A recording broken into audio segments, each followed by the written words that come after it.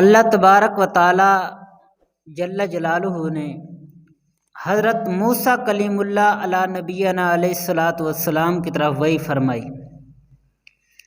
اے موسیٰ، اگر میری حمد کرنے والے دنیا کے اوپر نہ ہوتے تو میں بارش کا ایک قطرہ بھی زمین کے اوپر نہ برستا اور کوئی دانہ زمین سے پیدا نہ کرتا، اور بھی بہت کچھ اللہ تعالیٰ نے ارشاد فرمایا۔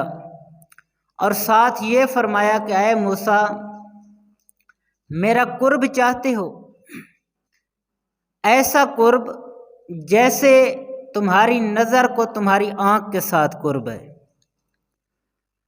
تمہاری روح کو تمہارے جسم کے ساتھ قرب ہے، تمہارے کلام کو تمہاری زبان کے ساتھ قرب ہے، ایسے ہی قرب اگر تم چاہتے ہو تو بتاؤ۔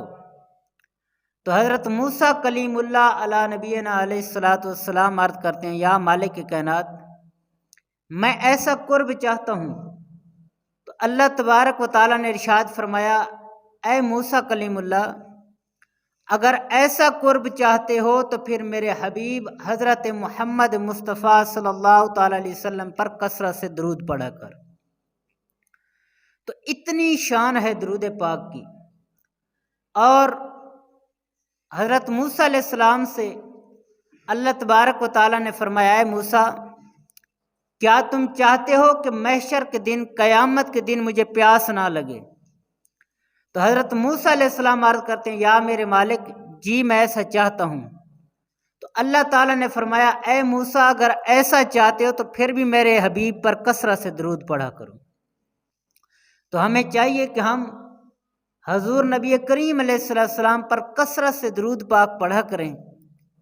اس کی برکت ہمیں یہ ملے گی کہ قیامت کے دن ہمیں انشاءاللہ پیاس نہیں لگے گی۔ اور اس کے علاوہ حضور نبی کریم علیہ السلام پر جب ہم درود پاک کثرت سے پڑھیں گے تو ہم پر رحمتوں کا نزول ہوگا، جیسا کہ روایات میں ملتا ہے کہ حضور علیہ السلام نے فرمایا کہ جو بندہ ایک مرتبہ درود پاک پڑھے، اللہ تبارک تعالیٰ اس پر 10 رحمتیں نازل فرماتا ہے، 10 گناہ مٹاتا ہے اور اس سے 10 درجے بلند فرماتا ہے۔ تو ہمیں کوشش کرنی چاہیے کہ کثرت کے ساتھ حضور نبی کریم علیہ السلام پر درود پاک پڑھا کریں۔ آپ بھی حصول برکت کے لیے ایک مرتبہ درود پاک پڑھ لیجیے۔